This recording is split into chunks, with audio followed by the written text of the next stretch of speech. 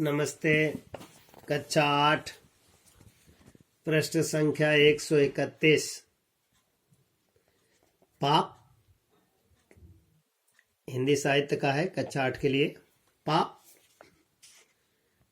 आप इसका कोई बिगाड़ थोड़े ही काम कर रहे हैं। वह भूखो तो मरेगा नहीं, दान गृह में चला जाएगा, मजे से बैठा बैठा खाएगा।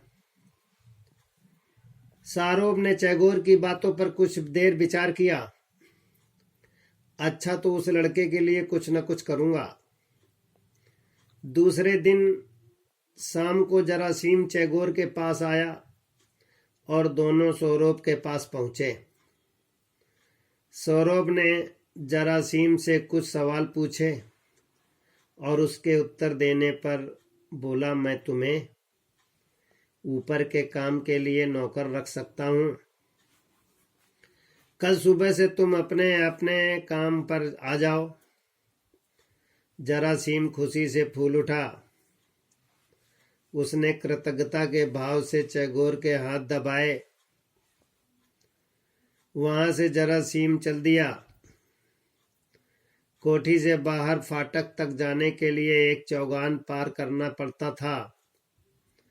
जरासीम वहीं से बाहर जाने लगा। चौगान के एक कोने में एक कोठरी थी।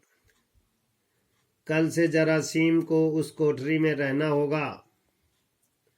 कोठरी में बत्ती जल रही थी। जरासीम उस कोठरी की झलक देखने के लिए उत्सुक हुआ, परंतु खिड़की बंद थी। उसके पल्लों पर बर्फ जम गई थी, इसलिए अंदर झांककर देखना संभव नहीं था। फिर भी वह खिड़की से सटकर खड़ा हो गया।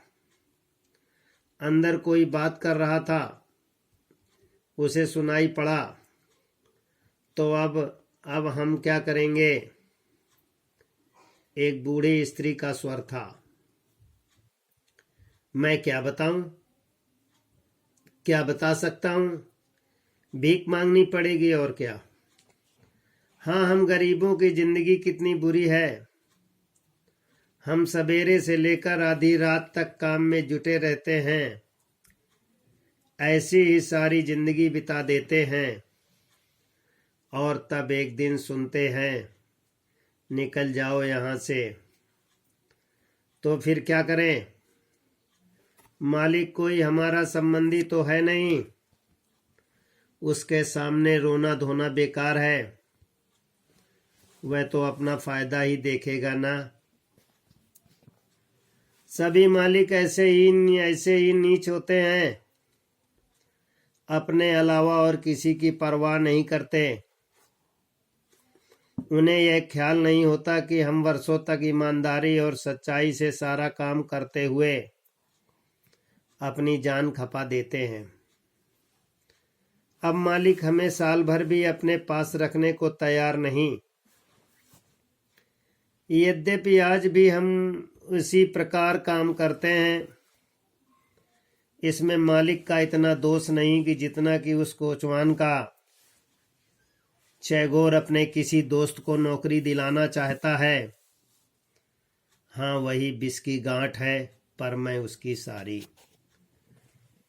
प्रश्न संख्या 131 में